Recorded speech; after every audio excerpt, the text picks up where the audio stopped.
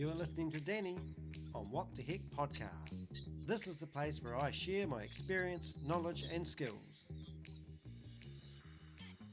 Welcome along. We've got Mike Armstrong all the way from England, and I think you're 13 hours behind us. Am I correct? Or is it 11 hours behind us? Yeah, 11, I think. I don't know. I'm 11 o'clock at night tonight this time. What time are you on? Let's see. At this time of night, we're 16 minutes past 11 a.m. on a Tuesday, and I presume you're on a Monday evening. 12 hours then. Is it? Yeah, 12 hours then. It's that daylight saving things that seems to screw us all around. Alrighty, Yeah, so it all changes it. welcome. Thank you for coming along. We've known each other for around about 10 weeks now via Clubhouse, and way at the very start we said we were going to do a podcast exchange, and so this is what we're doing today. My format of my podcast for you who's listening is I've got 12 impromptu questions to ask Mike, and then along the way we'll find out who he is and what he's passionate about. So the first question that is totally random, even though I don't know what it's going to be. What is the distinction between feeling good in business and not feeling good? What makes you feel good in business, Mike? For me, it's being able to help and impact as many people as possible. That makes me feel good. And if I'm not helping and impacting people, especially large numbers of people, then I don't feel so good. So I love to help people, and the more the merrier. A few years ago, I added connector into my boudoir of things I do. I think you'd label yourself as a connector. I don't know anyone actually who connects people more than you do listening to you on Clubhouse. True to say? Yeah, I would say I'm a super connector. So I like to connect with other super connectors around the world, so that we can form a super connection network, really. And I think that then allows you to impact more people. Funny enough, I was listening to your show one day. I'm sure it was yours. There was a lady who made scooter locks, and she used to live in New Zealand. That was our common interest, but she was on your Clubhouse, and she was looking for people to distribute her new scooter lock. And one of my mates owns a scooter shop here in New Zealand, and they've been now she is manufacturing a bigger version of her scooter lock for his type of scooters. And I thought that was so cool. So even though it's on the other side of the world, a lot of business, we can network quite well using Clubhouse. Question number 2, mate. Yeah, definitely. How do you think, now I don't know if you have people working with you or for you, but how do you think your co-workers see you? So I am currently self-employed, but I used to be a corporate sales director. So I used to work with a big team of people, and I do work with an extended team of people now because, I have some contractors and network partners, lead referral partners, collaborators, that sort of thing. And I would say, my co-workers see me as somebody who is giving, somebody who is generous with his time, is giving, and also very knowledgeable, because I like to become the expert in everything that I do. And so I'm a lifelong learner, and my mission is to become the best at all of the things I'm passionate about, the best in the world. And I think my co-workers would see me as somebody who is an expert, who is knowledgeable, and is also somebody willing to give, to others, without expectation in return. Always just striving to be a better version of yourself is something I often say, but I think what you just said would be right in line with that. Right, here we go. Here's one. Yeah, something you have helped people with a lot is starting up companies. So if you were to start a company from scratch, what values would you build it on? So again, I think sort of ties in with the same thing, really. But my value is to give without expectation of anything in return. And I think if you can build a company on that value, I think that company will become valuable, because what happens is if you give without expectation of return, people value that and they appreciate that, and people want to return something back in favor for you, or they want to at least tell other people about it. And actually, if you can build a business and a brand and a reputation on being valuable, then you will become valued. Yep. Giving value. Okay. When you were small, what did you want to be? So I wanted to play for Wales and be a professional rugby player. Now, I hear there's been a lot of soccer But going on at the moment, because I feel a bit of there's chit been chat a in the lot. room. A lot of soccer, football. Sorry, there's a lot of football. There's some game going on at the moment that people weren't wanting to listen to you because they didn't want to hear the results, or some team that you support are doing really well. Is it the Welsh team? Yeah, the Welsh rugby team. We just won the Six Nations, and I would have loved to have been a captain for Wales, even a British Lion, and been a captain for them. I'm a leader, so I would have naturally been a captain if I was, gone into any of those teams, because I generally outwork other people and I outlearn other people. That's just something I've always done in whatever position I've been in, and so I would have naturally gone to that position. And that's what I really wanted to be when I was a young child. And then probably from about 11 onwards, when I started my entrepreneurial journey, I was inspired by Richard Branson, and I always wanted to be my own boss. So I wanted to be an MD of a company, or an MD of my own company, preferably.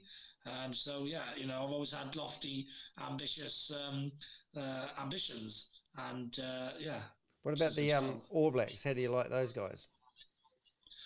Well, I really respect the All Blacks because I love winning, and I love a winning mentality, and I Yeah. love a winning culture. And the All Blacks annoy me a lot as a Welsh rugby fan because we can't beat them, and we can beat most other teams, but we just can't beat the All Blacks. So they really annoy the backside off me. They're a frustrating team, but I really respect them for their winning mentality, attitude, and culture. Good stuff, mate. There you go. The sports question. Um, all right. I don't know anything about your family at all. But this question, remember, I didn't make these questions. I actually had a group of people help me pick them out. But it says, what's your favourite family tradition?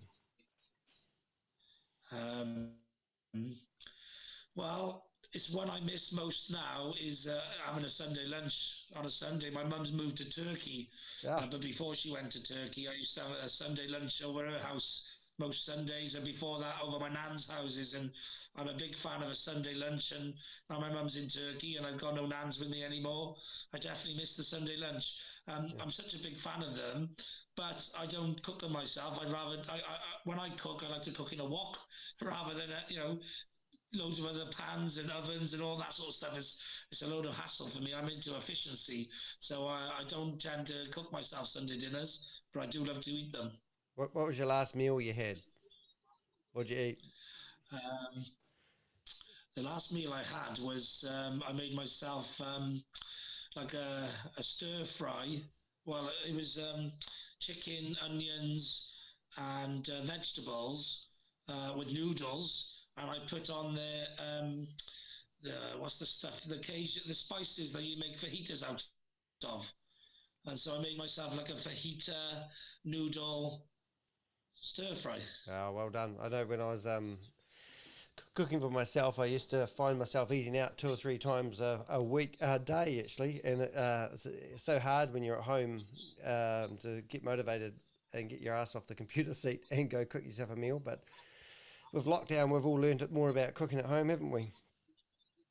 Yeah, definitely. Well, I love a bag of chips on a Friday night bag of chips, fish and chips. Yep.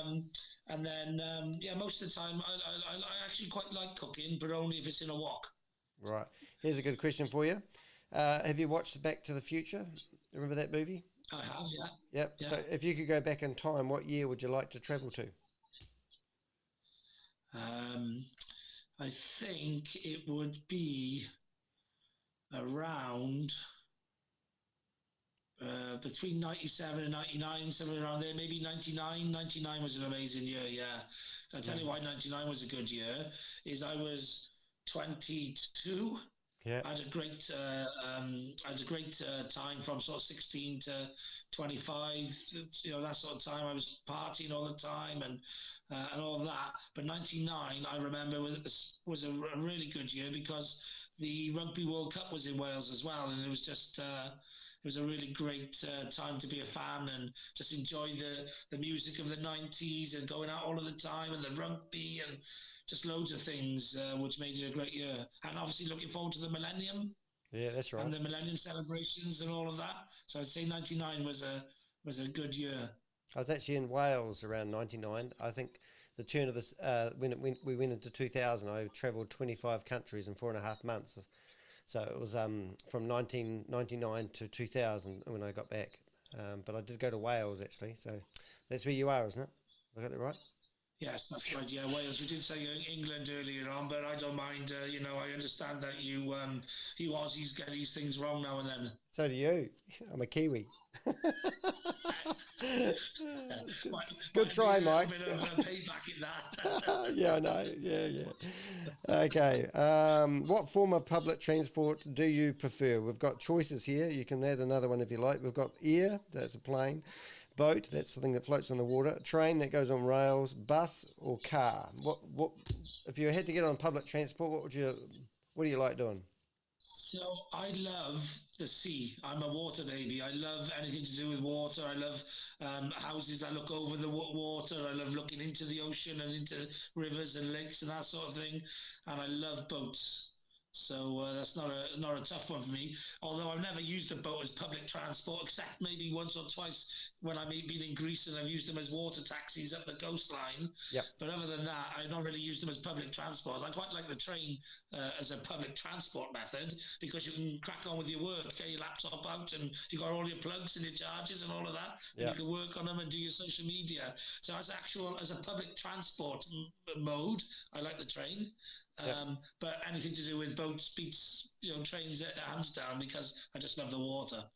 I lived in a place called Picton in the South Island, and I had a apartment that overlooked the sea. But right in front of me, there was this fishing boat, and it was I think $85 for the day, and you could go out fishing. It would be 6 hours. But so I got mobile internet, and I'd work for 2 hours, fish for an hour and a half ish, and then come back and work for 2 hours. And I did it so often. It was just so cool to be able to actually do it. Yeah. So yeah, you'd probably enjoy that. I'm a vegan now, so I haven't caught many fish lately. Well, plant-based eater, as they say.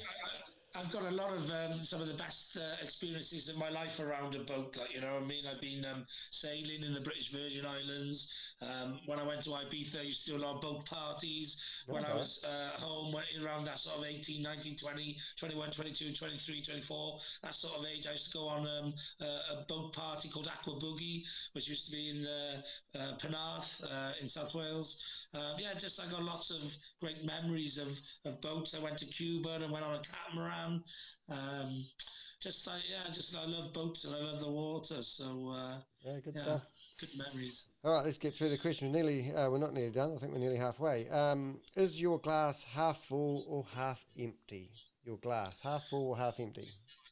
So I'm Welsh and I'm an optimist and a positive person. My glass is always full and it's always overflowing into more glasses and more buckets. So it's not half full or half empty. Don't give me a half full glass. I want a full one. Yep. I want it to be so full that it's pouring out. So I have to keep drinking it, and it's keep flowing. Yeah, that's my glass. It's overflowing. You've answered that question the best that anyone ever has. How about that? Okay, food. Back to food. What is the most unusual thing that you have eaten? Ooh, be black puddings, wouldn't it? Probably something like oyster or cockles or something like that. Because those things, if you look at them, you just think, well, why would you eat them? Did you eat them raw? I think I tried an oyster and I was like, oh, they're horrible. I said, why would you? Did you eat it raw? You know what I mean, also raw fish as well, raw fish sushi. Oh yeah. I'm not a fan. I like my fish cooked. I like the vegetable sushi. Yeah. I like the vegetable sushi, but I'm just like... how do you get vegetable sushi? Yeah, you can have like the rice and the vegetarian type sushi. Oh, yeah, I know what you're saying. Yeah, no, I was thinking fish, vegetable. Yeah, like the stuff that you have like, as an alternative to fish. I like all that sort of stuff, but there's a few things I've had unusual. Octopus, I think I've had, and the stuff from the sea I'm not a big fan of. I like cod and monkfish. Have you ever heard? And Judas stinks. I like meaty fish. Have you ever heard of kenna or sea eggs? No. Oh, my brother used to be a diver, and he used to go out and get these sea eggs. They're like a hedgehog, and you break them open, and it's like the pus out of an elephant eye, and they eat them raw, and it's just gross as. And I can't even figure out, like, these sea eggs are massive, and then you just get this sliver of slush. And I still remember seeing my brother eating them, going, "Oh, that's good." I think it was more of a personal challenge than a delicacy, but yeah, weird. The other one too we get here, I don't know if you have them, is power, and everyone who I've never been into power, but everyone that wants you to eat them tells you what the recipe is, and by the time you finish putting all the ingredients in, I bet you can't even taste whatever it is in it, let alone the power, because it tastes like eating Yeah, jandals. that's like when they say sprouts are great, and then you say, "Oh, how do you cook them?" And they're like, "Oh, I put a bit of bacon in there, put a bit." And I'm like, "Well, you don't even taste the sprouts; you're just Yeah, hiding the flavour." that's it. Crazy. What more are you wanting out of your business right now? If somebody said to you, money isn't a Um, problem, time isn't a problem, what more would you want?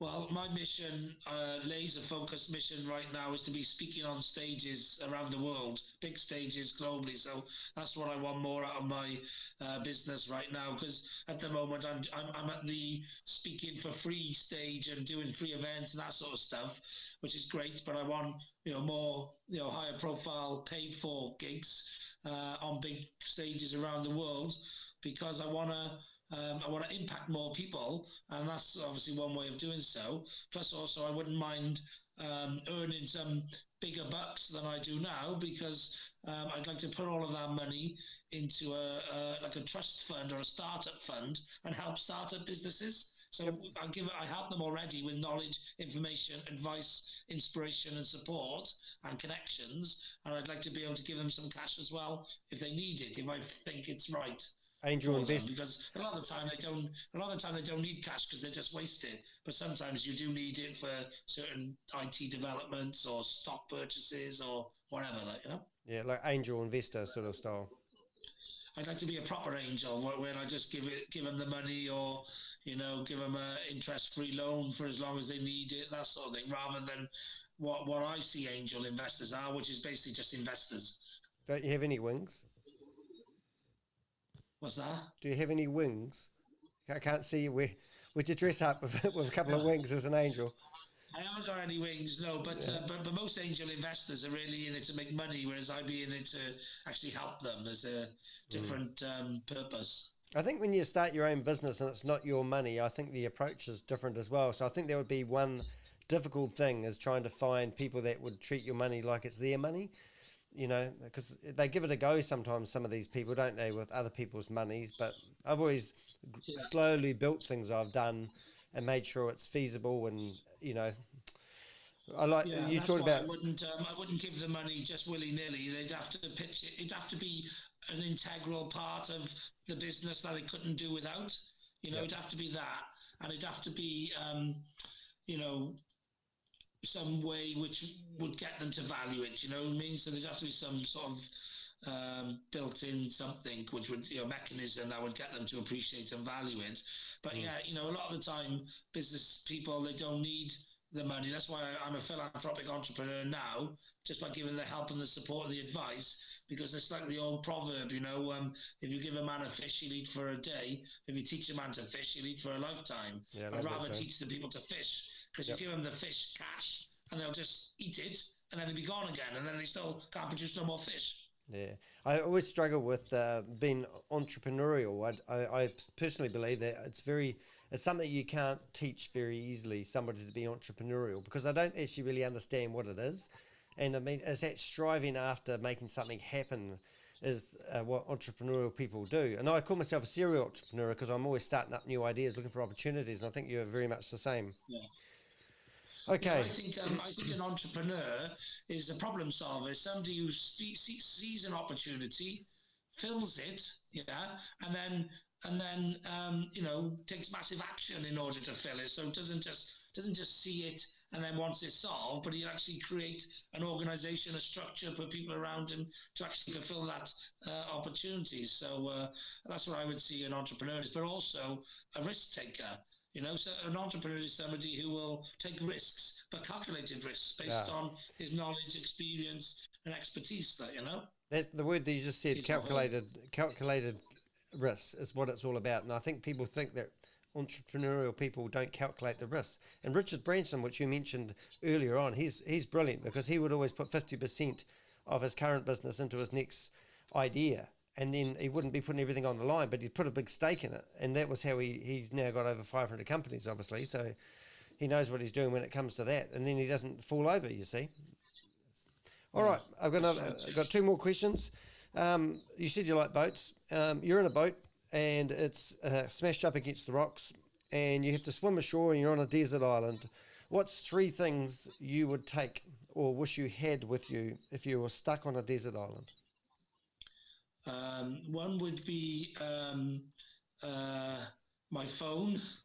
Yeah, How are considering you going to hoping charge that it? Desert Island had Wi-Fi, I can't live without my phone.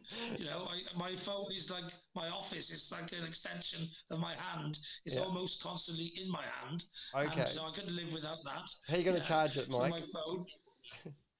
What's that? How are you going to charge it?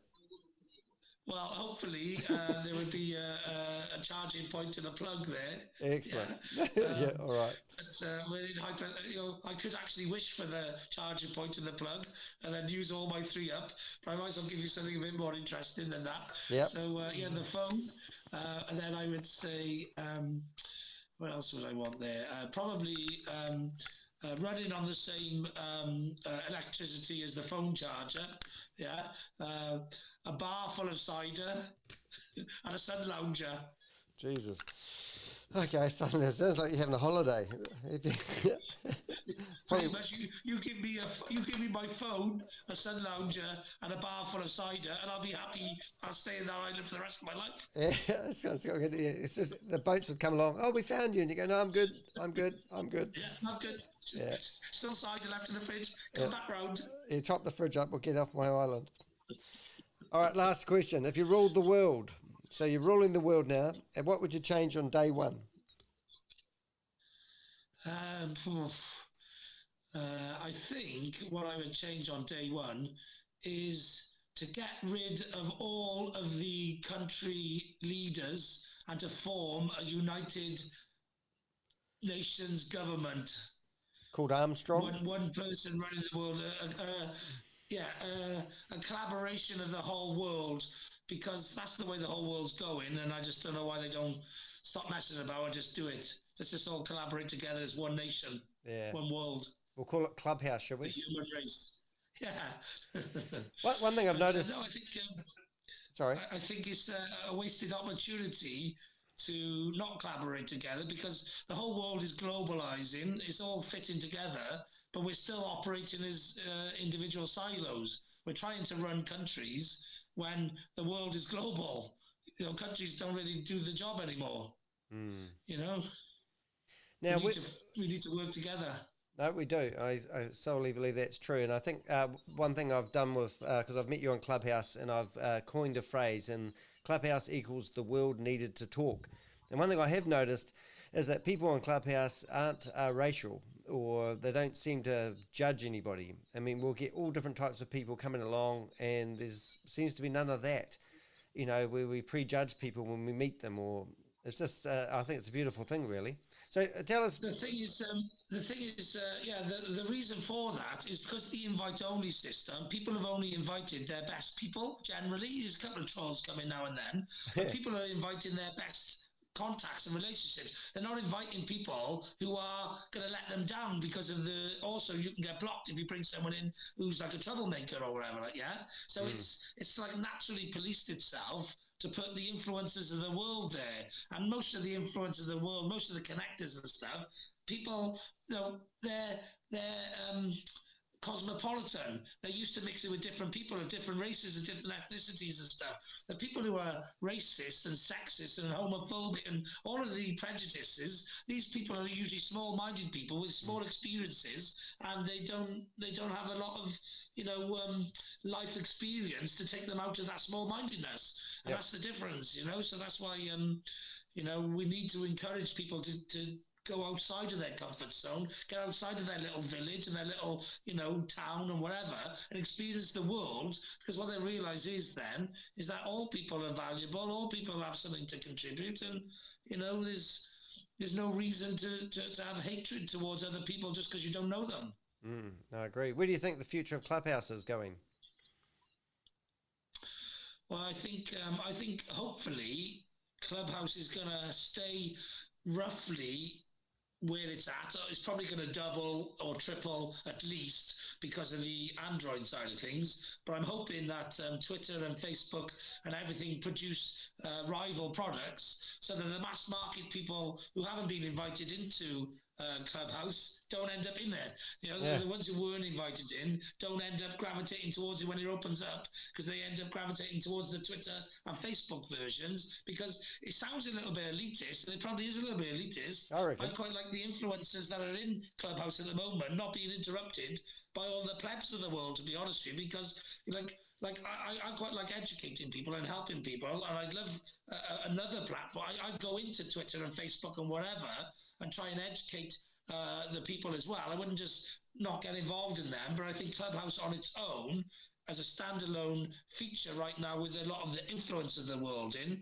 is a great place, and I'd love it to stay like that. Yeah, no, I agree. And I'm a bit of a snob with Apple products. My dog is actually called Apple iDog. And the fact that I think only Apple users can actually get on there at the moment, I think is a wee bit. It costs you $2,000 for a good iPhone. I think people don't afford to purchase those bits of hardware, versus a $200 or $300 Android phone. I mean, that might sound really snobby, but I just think we've got a good class of people on there at the moment. And I think that will give it, it's like anything you start in business, even entrepreneurial people, they start small and grow big. And I think the foundation that Clubhouse has built, even if it does open up to the world, and I think we're at the moment, we're around about 12 million people that are on it. If we get up to 200 million people, I think the foundations and what the developer is trying to accomplish is actually probably right. It hopefully can stay the same and just grow organically, which is perfect. That's what good businesses are grown on. Yeah, well, I think luckily the reason I joined Clubhouse and put so much time into it so quickly. Tell us how much time. Tell us how much time you've put on Clubhouse. Tell us how much time you've put into Clubhouse. I've been on there. I've been on there 11 weeks, Woo! And I was using it mostly 20 hours a day for the first 3 weeks. And then I've probably been using it for between 17 and 18 hours a day for the remaining 9 weeks. But I run a 24/7 room called Screw the Big Rooms on Clubhouse. Yep.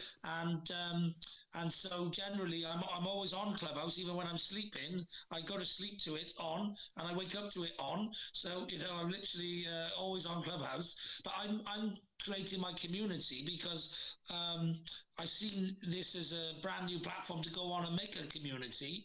And the good thing is like you said, even if it gets full of other people, I've already carved out my room now, and people already keep coming back and forth. So hopefully my community would stay, fairly small, but it's growing.